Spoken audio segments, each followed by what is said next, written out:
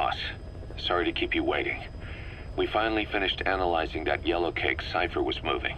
There was nothing unusual about the composition of the yellow cake itself. Most of it was oxidized uranium, with the rest being impurities, various metals as well as traces of organic matter. What's interesting is the composition of these impurities. When we checked them against the impurities found in the copper ore, it was clear the yellow cake didn't come from Shinkolobwe, meaning they went to the trouble of mining two sources of uranium, then transported them together in different states. Another thing, we detected a very thin layer of highly enriched uranium in the middle of the yellow cake. Now that is very interesting. It may not be a lot, but it points to the existence of uranium-enriching technology.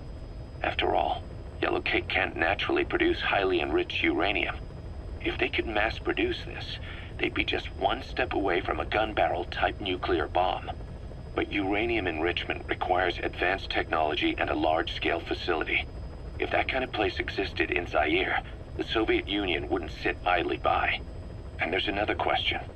Where were they transporting the yellow cake and malachite uranium? The first place that comes to mind is South Africa. The government was supposed to have abandoned nuclear weapons development after caving to international pressure. But rumors persist that it's continued in secret. Plus, CRS were escorting the truck, and they're based out of South Africa. And then South Africa does have an abandoned test site. If Cipher's involved with nuclear development in South Africa, but how would that fit with their weapon to surpass Metal Gear? We need more information. Shinkolobwe. There's a name I haven't heard in a while. The U.S. bought a lot of uranium from Shinkolobwe mine during World War II for the Manhattan Project. They even sent a squad from the Army Corps of Engineers to reopen the mine after it was flooded. That's how good its uranium must have been. With that, the world's first nuclear test was a success. Shinkolobwe uranium might have been used in the Hiroshima and Nagasaki bombs too. Just hearing its name is like seeing all the phantoms of the war rise up to haunt us. But all the uranium's dried up, and the mine's been closed for years. So someone reopened it. Right. Zero-risk security seized control of the area and were forcing locals to work in it.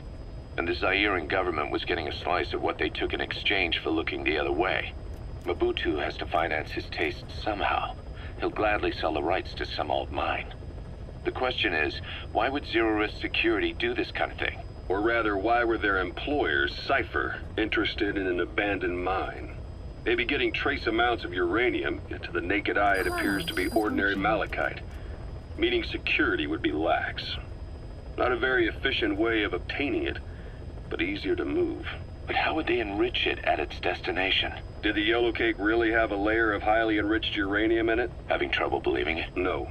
If they say it's real, then it's real. In which case, they might have some enrichment method that we don't know about. And this was to test it out? It's possible. And that would mean it's almost complete.